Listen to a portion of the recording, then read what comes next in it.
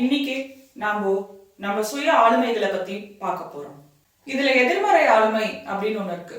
அது என்ன பண்ணும்னா, நாம வாழ்க்கையில முன்னேறதுக்காக எப்போ ஒரு சின்ன அடி எடுத்து வைக்கலாம், இல்ல இந்த மாதிரி பண்ணா நாம நம்ம மனசுக்கு பிடிச்ச மகிழ்ச்சியான ஒரு சூழ்நிலைக்கு போவோம் அப்படிங்கிற விஷயத்த பண்ணணும்னு நினைக்கும் போது, இந்த எதிர்மறை ஆளுமை அப்படிங்கறது என்ன பண்ணும் அப்படின்னு பாத்தீங்கன்னா, அதால முடிஞ்ச வரைக்கும் இல்ல அதால எல்லாமே முடியும், ஏதாவது பண்ணி எதையாவது நம்ம கண்ணு முன்னாடி காமிச்சு இல்ல ஏதாவது ஒரு விஷயத்த நம்ம மண்டைக்குள்ள புகுத்தி அந்த சின்ன அடியை நம்மள எடுத்து வைக்க முடியாத மாதிரி பண்ணிடும்.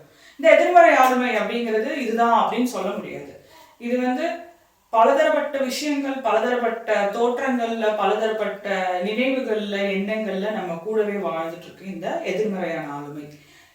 உதாரணத்திற்கு இந்த ஆளுமை என்ன பண்ணுது அப்படின்னு பாத்தீங்கன்னா, நான் இந்த மாதிரி பேச ஆரம்பிக்கணும், இந்த மாதிரி பேசி என்னுடைய கூற்றுக்களை இந்த மாதிரி வலைதளத்துல போடணும் அப்படின்னு ஒவ்வொரு முறை முயற்சி எடுக்கும் போதும் ஒவ்வொன்றும் என்கிட்ட சொல்லும். ஓ, உன் தோற்றம் எப்படி இருக்குன்னு பாத்தியா, நீ என்ன பேச போற, உனக்கெல்லாம் பேச தெரியுமா, இது ஒரு கோடி முறை இருக்கு வலைதளத்துல, இதுல என்ன நீ புதுசா பெருசா சொற்பொழிவு ஆத்த போற அப்படின்னு ஏதாச்சும் ஒண்ணு கேட்டு என்னை இதை பண்ண விடாம பண்ணிட்டே இருக்கும் இந்த எதிர்மறை ஆளுமை.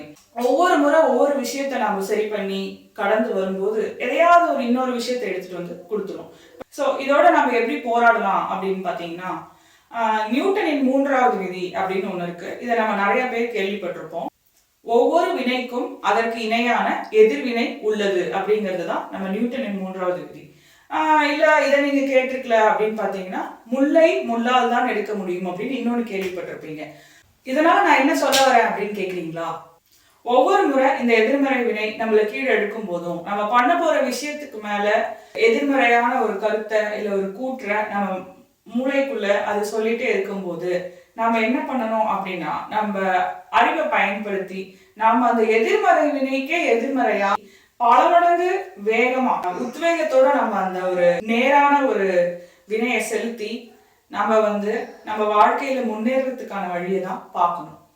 முல்லை முள்ளால் எடு அப்படிங்கிறத வச்சு சொல்லணும் அப்படின்னு பாத்தீங்கன்னா, முள்ளுங்கிறது ஒரு கூர்மையான ஒரு பொருள். அந்த கூர்மையான பொருளை எடுக்கிறதுக்கு இன்னொரு கூர்மையான பொருளை தான் பயன்படுத்துவோம். ஆனா அது முள்ளு, அது எதிர்மறையான வினை. நம்ம பயன்படுத்தக்கூடிய அடுத்து பலமான அந்த கூர்மையான ஒரு பொருள் அப்படிங்கிறது நம்மளோட அறிவு சார்ந்த ஆளுமை. இதை பத்தி பேசுறப்ப எனக்கு ஒரு திருக்குறள் நினைவிற்கு வருகிறது. எப்பொருள் யார் யார்வாய் கேட்பினும் அப்பொருள் மெய்ப்பொருள் காண்பது அறிவு அப்படின்னு சொல்லுவாங்க. நாம மற்றவங்களோட பேச்சுல ஆராய்ஞ்சு அவங்க சொல்ற பேச்சுல இருக்க மெய்ய எடுக்கிறதுக்கு முன்னாடி நமக்குள்ள இருக்க ஆளுமைகள்ல எது மெய்யான ஆளுமை, எது எதிர்மறையான ஆளுமை அப்படின்னு தெரிஞ்சுக்கிறது தான் ரொம்ப ரொம்ப அவசியமான ஒரு செயல். நான் இவ்வளவு நேரமா பேசிட்டு இருந்த அந்த எதிர்மறையான ஆளுமை வேற எதுவுமே கிடையாது. தாமதப்படுத்துதல், தள்ளி போடுதல், இதெல்லாம் ஆங்கிலத்துல ப்ரோக்ராஸ்டினேஷன் அப்படின்னு சொல்லுவாங்க.